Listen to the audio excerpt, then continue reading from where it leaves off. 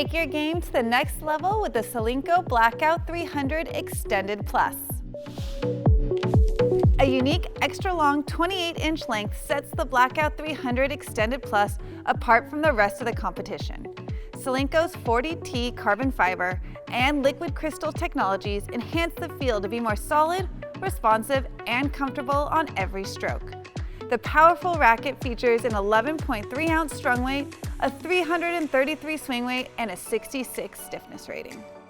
I have play tested many extended length rackets during my T-Dub playtesting career, but this is my first 28-inch length racket, and it was definitely a fun one. As expected, I did have an adjustment period. I was actually surprised when I do have an adjustment period on extended length. It's normally on my backhand for timing purposes, but actually I found myself having to focus more on my timing on my forehand, just getting that racket around and in place.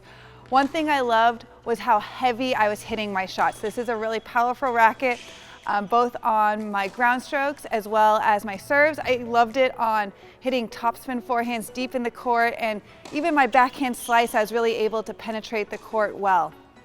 When being aggressive, I loved how concise this racket could be. I would pick a target, aim for it, and just do a full swing and go after the ball. I also really did love that extra length, especially when I was on the defense on the baseline, when I was reaching for a ball, or even up at net when I was reaching. All I simply had to do was get the racket in position, and it kind of did the work for me. Now, I was winning some more free points on serve, especially my first serve. I was able to get that serve to land deep in the court. But what I did notice was over time, especially during like a singles match, I was starting to get a little bit more arm fatigue, getting that racket up and over my head and generating racket head spin. Sometimes I wasn't able to get my wrist to snap down, so this double fault started to creep in a little bit more than normal, and I was hitting the ball actually long a lot. One thing I did struggle with was spin potential, especially noticed it on my short angled ground strokes when I was trying to really pull my opponent off the court. I was struggling to rotate my wrist and get that ball to really dip down. Also noticed this on low forehands. One thing I did notice was on my backhand, I was hitting it long, and I think it was because I wasn't able to roll the ball down as much. But again, over time, I think I might be able to really dial that in. As expected, maneuverability when I was getting a ball that was hit right at me at net did take a little bit of extra time to get that racket into position, and when I was hitting returns, I really just focused on really compact swings and let the racket do the rest of the work. Overall, I think this was a really, really fun play test. I'd probably stick with just doubles with this racket as it's too much of a single stick for me.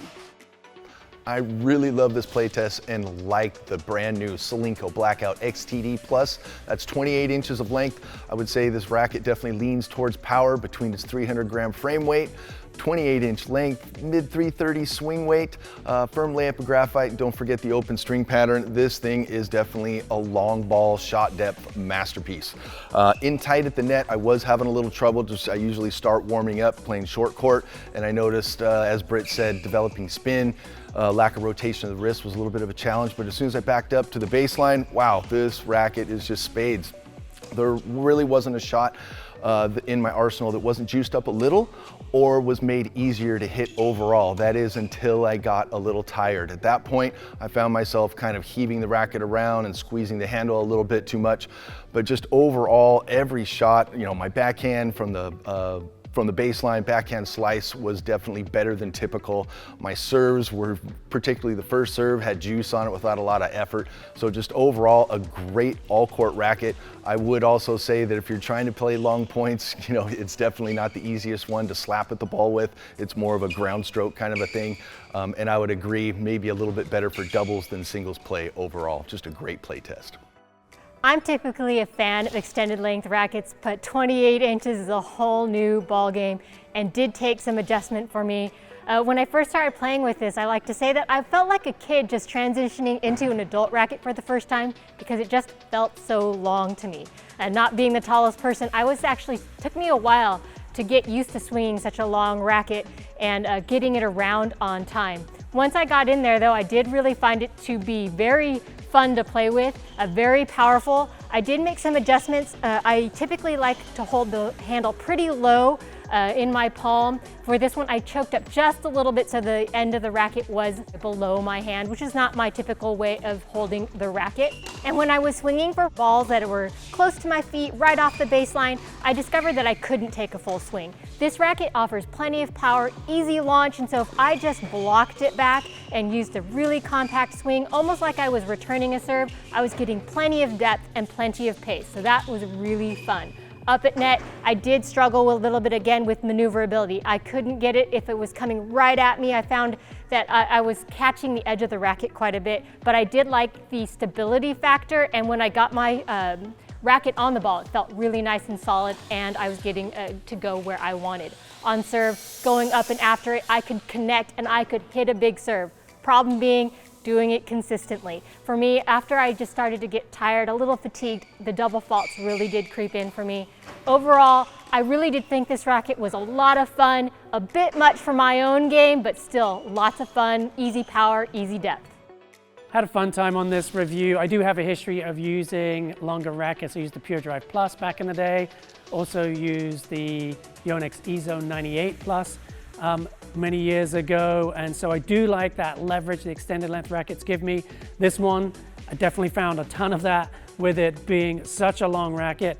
On my backhand slice, I felt like I could really use the length of the racket, give the ball a little bit of a flick of the wrist as I was coming through contact, and that would really help me drive and knife that slice. It hit my backhand slice very well. Probably my favorite shot to hit with that, except one shot I did prefer over that would be the serve. I served very, very consistently with this racket. I do like a heavier racket on serve, and so I think I really enjoyed the swing weight and the added length of this serve. Playing just a couple of 10-point breakers the other day and only hit 1 second serve the whole time. My first serve percentage, the highest it's ever been, is with this racket right here. So really enjoying that. And I was able to take that strong first serve, follow it into the net, and I volleyed really well with the racket too. It's super easy to reach the ball. The low volleys were easier to get to.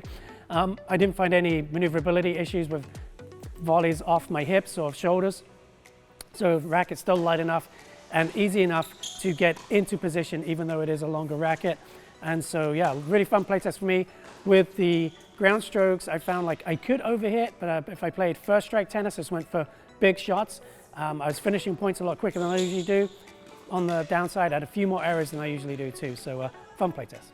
For the review today, we've got the Solinco Blackout extended strung up, one with Hyper G and the other with Outlast, both at 52 pounds. For more information on this racket or anything else tennis related, be sure to go to Tennis Warehouse, Tennis Warehouse Europe, or Tennis Only.